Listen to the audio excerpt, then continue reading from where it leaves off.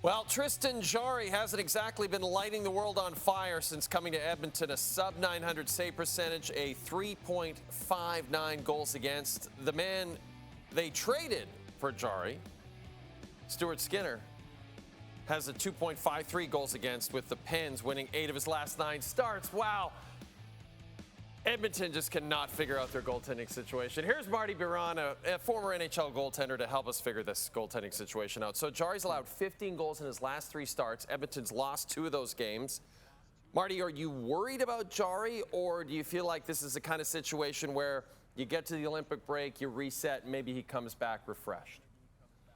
I'm a little worried about Jarry, and I think that's a bad combination right now because Tristan Jarry doesn't look himself. He's sideways, falling all over, diving. He's not square. But also the Edmonton Oilers, in those 3 starts for Tristan Jarry, they were 31st in expected goals. They've not defended well in front of him.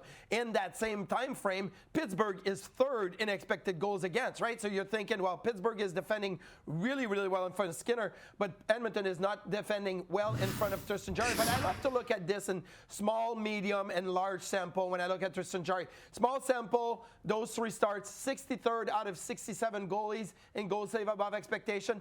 Medium sample, since he's been with the Oilers, he is 57th out of 86 goaltenders in goal save above expectation. But over the year, he has been in the top 30. So he can do it. I think it's just trying to find the right chemistry with the Oilers right now, the defenseman, the team concept, and maybe this Olympic break is going to help him to just get a reset and be able to perform after. But they don't have anybody really standing out for the Oilers right now, so it's got to be Tristan Jarry, and he has to find his game the way that he was finding his game with Pittsburgh before that.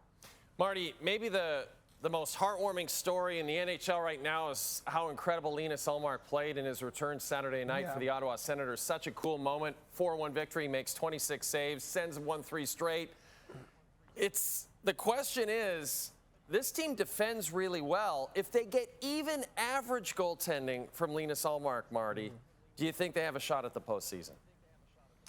Well, I tried to crunch some numbers, Jay, and yes, you're right. Look, Linus Ullmark, even from the start of the season, his save percentage hasn't been great, but he's still a +7 NHL 500. So he's won 7 more games than lost, and you don't consider the overtime losses in there because you still get a point. If he is to be +7 from now until the end of the season, the Ottawa Senators would get to 94 points. Is 94 points enough to get you in the playoffs? No.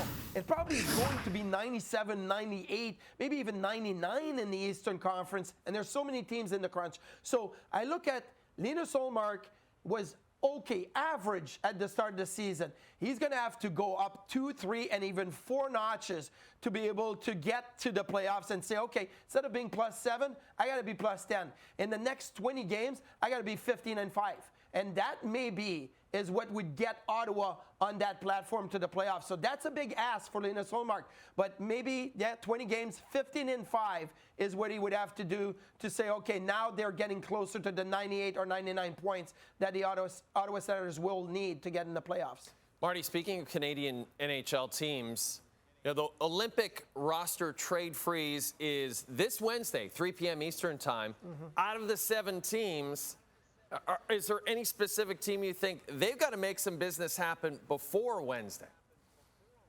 Well, I would say the Toronto Maple Leafs, right? Because they have to think every game matters so much. And if we can make our team better in any aspects, we got to do it now. My biggest concern with the Leafs maybe buying and making trades right now is you got Austin Matthews, Willie Nylander, and Oliver Ekman-Larsson going to the Olympics, right? What if you have an injury to maybe your top 2 players, Matthews and Nylander, during the Olympics, and you've made a trade before the Olympics? Now you're like, well, our season is over. I just made this trade. I just spent, currency, players, draft picks, whatever I've got to make our team better, but we're losing somebody. I don't think the Leafs are going to look to acquire a top player that is going to the Olympics, but a lot of teams, I think, will also take that approach and say, what if I trade for a player that's going to the Olympics and he gets hurt? I'm going to be in so much trouble. So I think the Leafs would be the Canadian team to take a leg up and make a deal right now. But you may have to wait and see, do I have everybody coming back healthy and then make a run for the post-Olympic break? So maybe the phone calls have to be made now. Maybe the trades have to almost be made now, but let's finish that when we return at the end of February. Okay, and let's talk about the Olympics a little bit more. Good news for Team Canada Sunday. There are reports that Logan Thompson was back on the ice for the Capitals at Caps practice, missed a couple of games, took a puck off his mask. Thompson has the best numbers of Canada's goaltending trio, less than 2 weeks out. Marty, where do you stand in terms of Canada's Game 1 starter? Who should it be? You want to roll the dice with me, Jay, and kind of see, like, okay, maybe it's Darcy Kemper. Now, I think over the last 2 months, I've gone from Logan Thompson being the guy, and then I said, okay, well, you know what? Maybe you got to go to Jordan Binnington because he's been there, done that, right at the Four Nations face-off.